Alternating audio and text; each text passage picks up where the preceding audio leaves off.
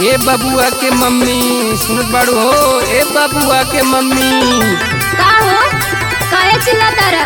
सुना मालिक के फोन आयल रहे, हमके बम्बई जाए के बा।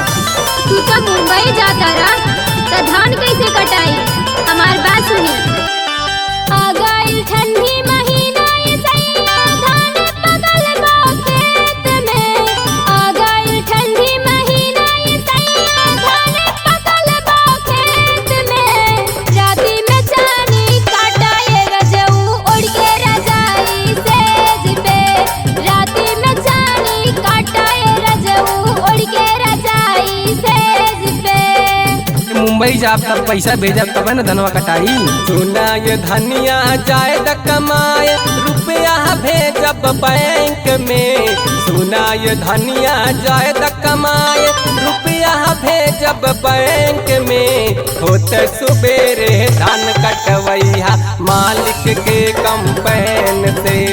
होते सुबेरे धान कटवैया मालिक के कंपैन से।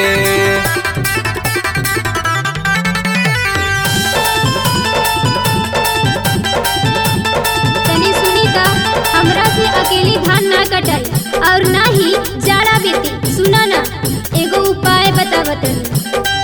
झूर झूर चले राजा पूर्वा बयरिया। लागे जब जाड़ सैया सिहरी बदनिया। झूर झूर चले सैया पूर्वा बयरिया। लागे जब जाड़ रजऊ सिहरी बदनिया।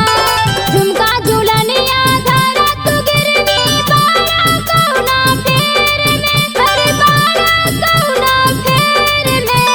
राती के चानी काटाए सैया उड़ के रजाई सेज पे। राती के चानी काटाए सैया उड़ के रजाई सेज पे।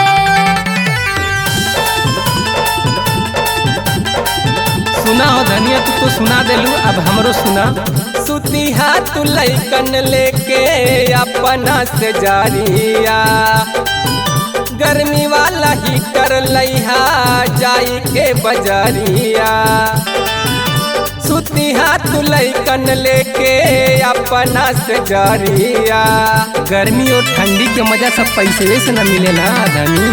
सुती हाथ लैकन लेके अपना से जारिया।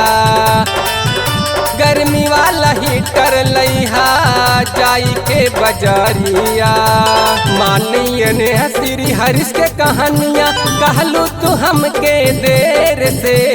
मानिए ने श्री हरीश के कहानियाँ कहलू तू हमके देर से। गर्मी में चांद ही काटब ये रनिया कूलर लगा के सेज पे।